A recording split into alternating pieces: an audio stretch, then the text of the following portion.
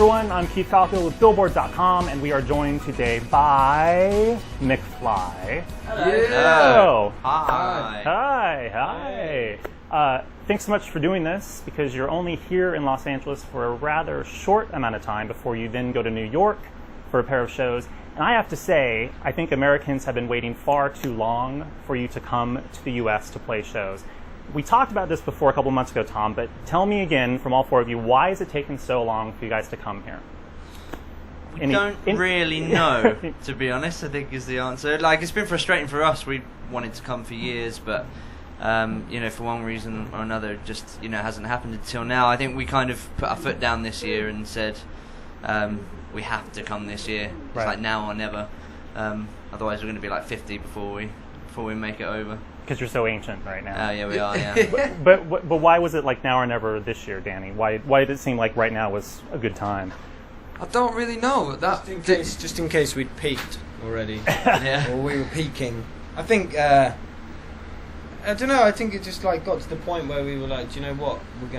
We're gonna make this happen because no one else is. So it's kind of happened. It just worked out. Yeah, and it's working out great because we're here today on the Monday show, and they already did a Friday show, which evidently, according to all the YouTube clips I've watched, was pretty awesome, right? Yeah, amazing. Yeah, and we've got 4 shows, 2 here, 2 in New York, right? And they all sold out pretty quick. So it was, it's been a successful trip so far because we didn't really have any plans for this trip. We didn't, it's not really a tour. It's just kind of 4 shows to test the water and see how they do, and hopefully, from the response that we've had, it means we can come back and maybe do bigger venues or do more dates or add more cities. I think by the indication so far, you could probably come back and I hope so. And fill up. Yeah. We would like to come back as soon as possible and do some more shows and hire some more cars with no roofs and drive around listening to your amazing radio stations. Really? I just think we discovered these 50s on 5, 60s on 6, 70s on 7. FM, It was awesome. We've just been cruising around changing them. Cool. Now, you're playing new songs at the shows. There were, I think, 3 new songs you played Friday? Yeah. Red was one of them. Red, Touch the Rain. And then the brand new one. Yeah, brand new, Love is Easy. Which is kind of funny to watch the clip because it's the one song that no one can sing along to yet. Yeah. Like, they can't drown him out for once. Yeah. That was only written about 3 weeks ago. Really? Yeah, so it's brand new. Will it be on the next album? It will be coming out in the UK around Christmas time. So not on the album? So it won't be on the next album, no. So it's a special single release of some sort. Yeah. Some of the fans actually wanted to know how much did you have to sort of plead with the band to get the ukulele onto the song? Not one Actually, I think you quite liked it, yeah. I was quite disappointed. I've got a pink one at home, which is what I've been writing everything on, but it's acoustic, it doesn't plug in, so I haven't been able to bring that one with me. It's a good little story, actually. There's that? A shop called Argos in England, and he wanted to get a ukulele, and they only had a pink one left, a girl's ukulele left. Nothing wrong with pink. And he couldn't be bothered to go to the different shop that was like half an hour away to get the other colour, so he got the pink one. And it worked out well. And like you said, he come and played us this song, and we all really liked it, and then recorded it at Danny's, and here we are playing it in America. Can we talk about the new album at all? Like, do we know when it may be coming? We don't know well, Danny's producing it, so it's whenever he pulls his finger out and gets it finished, basically. No pressure. No pressure. No, sometime next year. I think maybe around the summer next year, June, July in the UK. But then we don't have a record deal over here, so it depends what happens over here, whether someone wants to sign us and put out our album over here. Maybe. We don't really know. How is producing the album? Because is it just you producing, or is it all 4 of you kind of McFly produces, or is it really just all on you? No, it's not all on me.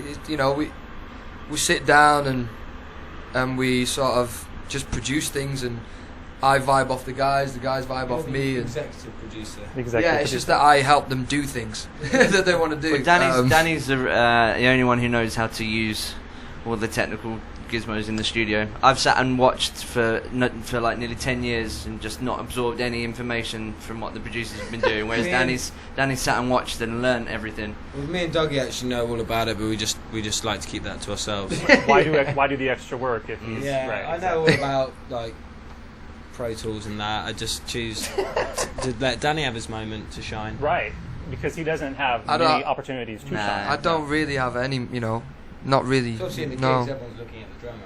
Right. Not the front man. Right. Yeah. So I need my moment to shine. I want to ask, has the DJing and all that stuff on the side sort of helped you learn more technology to produce the record? Do you know what? Yes, it did. Yeah. When the boys were doing the reality shows back in England, I got time just to geek out on all this, and it actually started. It's weird because I wanted to produce bands and help up and coming bands, and I never really had time, and it was too much stress and stuff. So I was wondering what can I do in my hotel room, and back then it was electronic music, and I loved it. And when I was younger, my mum told me to turn it off and put Springsteen back on. And I'd be like, yeah, but I like Springsteen as well as dance music. It's okay. He made dance records. I mean, sort of. Dancing in the Dark, you could dance to that. You could. Courtney Cox did in the video. Do you know Danny thought she was an actual fan? Like, I'm sure she is in real life, but Danny didn't realise she was... It was all a setup. Like, it was all a setup. He was like... He thought that's how she had a lucky that was break. where like she was discovered. It is, right? Yes. Thank you. Of course it is. Before Friends and everything else. Did you know he's played here?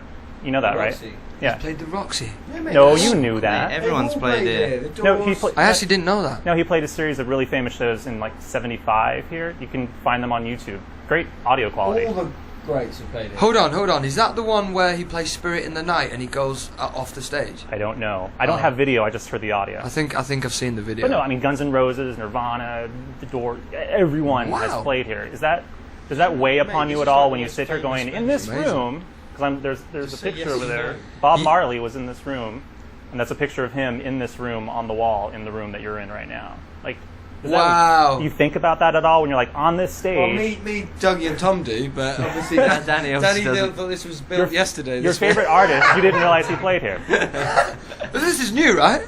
Yeah, they just built it 2 years ago. Well, do you know what? Like from a couple of things I've read and over the past, and about being reminded about the Rainbow Bar as well, and the Roxy and the Viper Room and the House of Blues and stuff. It's almost like you're at Disney World for music. I think for an English band, like you hear about all these places, but they feel like mythical places that don't really exist. So when you come here, you're just there. Yeah, it doesn't really. It's actually a real place. It's like a movie set. It's almost like it's fake. It's fake. It's so perfectly rustic and set up like that. It shouldn't be real.